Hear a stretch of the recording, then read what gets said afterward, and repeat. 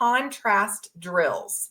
So contrast drills help us unlearn one way of doing something so that we can successfully change our behavior to something else. So let's say those expense reports that we want the team to start filling out.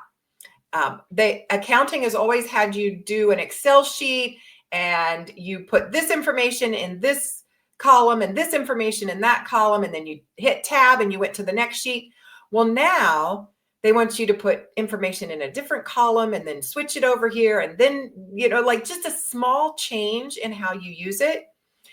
Oh, wow. It can be as hard as our color card words were for us. So what a contrast drill is we will do it the old way, and then we immediately switch and we do it the new way. And then we go back, we try it again the old way, and then we do it again the new way. That contrasting between old, new helps. It sounds like it's reinforcing the old behavior, but what it's doing is comparing it to the new one so that when that muscle memory and mental memory kicks in, we have this comparative muscle memory that we've started to build that jumps in and says, oh, wait, there's a new way of doing this. So when I train for public speakers, if they have a habit of wiggling with their hands, I'll have them go through the presentation, wiggle your hands. Now, right in the middle of a sentence, I'll say, now change. Put your hands at your side in a more confident, poised position. Okay, now go back. Do what you normally do. Now pause. Now put your hands at your side. Now back, now back. And by contrasting, shifting back and forth between old and new, people actually accelerate the rate at which they unlearn an old skill and can learn a new skill. Making sense? All right, that's tip number 2, contrast drills to help you or your team if you need to go back, if you need to unlearn something and learn it in a new way. So I'm glad, yes, exactly. It's deconstructing the old way in order to build the new. That's a great way of saying what a contrast drill is doing in how it's affecting our learning. That's great. Okay. So now let's say it's not necessarily a skill we have to unlearn. This third tip is more for a habit that we want to do it, but we just keep forgetting, or it just keeps slipping off of our radar. All right. And so this third tip is called habit stacking. And as the name implies, you're going to find a habit that you're already really good at doing, and you're going to stack this new behavior onto it.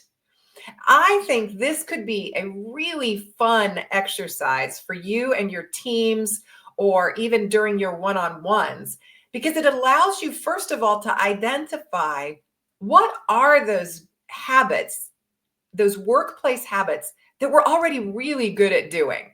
What a great way to celebrate that as you roll into 2025. And what a great way to reinforce the positive habits that we're already executing on a regular basis. So you help your team identify the habits they have that they're really good at, and then they make a mental association between that old habit and the new habit that you're trying to build. So let's go back to our expense reports. We want people to start remembering to fill those out. I sit down with you. I say, what's a habit you have that you're really good at doing? And maybe you think about it and you're like, you know what? I am so good at keeping the clutter off my desk. Every day, sometimes twice a day, I take the time to clean off my desk, to organize files, to get things kind of reset so that I have a great space, a welcoming space to work in. I say, okay, every time you take that 2 minutes or whatever, however long it takes you to organize the desk, that's the time to think, do I need to fill out the expense report? Do I have expenses that need to be recorded today? And so we're going to link it, organize my desk, organize my expenses, organize my desk, organize my expenses, organize my desk, organize my expenses. So we use a successful habit to stack on a new habit. Lots of research in James Clear's Atomic Habits.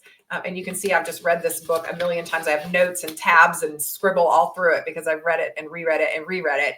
But he talks a lot about habit stacking, the research behind habit stacking, and how what great efficacy there is around that. And then also gives lots of good examples of habit stacking so that you can make that your own and really get started with that as well. So my third tip is habit stacking. Practice, have some fun identifying great habits that you and colleagues already have, and then stack your new behavior, your desired behavior right on top of that. All right. Fourth and final tip for the day. Are you ready? Yes, Elizabeth, I'm glad you love Atomic Habits. I do too. In fact, it is one of those books that I reread every January, and it have since the book came out, I think, because it's just, it's such a win and such a great read. And it feels like I do exactly one of the things that this author recommends is 1% improvements. So finding little small changes that we can make. But if I make a 1% improvement this month and a 1% improvement next month, that's a 12% improvement just in 1 year's time. That's significant.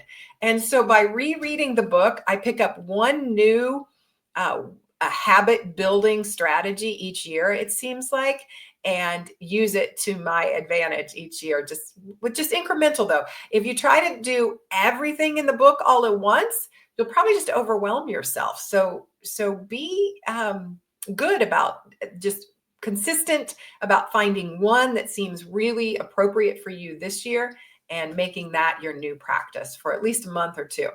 Okay. Fourth tip. Now, this is the one for all of those habits you want to build, you should build them perhaps, that they would be good for you. They would be good for your performance. They would be good for your organization. But you just don't actually like it. You don't want to do it. Okay. It would be good for you. In the end, you'll be happy that you did it, but you just don't like it. You just are having a hard time finding any excitement. So, that habit stacking is not, I don't dislike this new behavior of filling out my expense reports. I just forget. And with contrast drills, it's not that I don't want to do it the new way. It's just that unlearning the old way is so hard. With a fresh start, it might be a behavior I've never even attempted before. This is for all of those behaviors that we've tried. They feel they're just no fun for us, and so we resist them, and therefore we've experienced some immunity to the change that we want. And Immunity to Change is another great read that I would put on your list.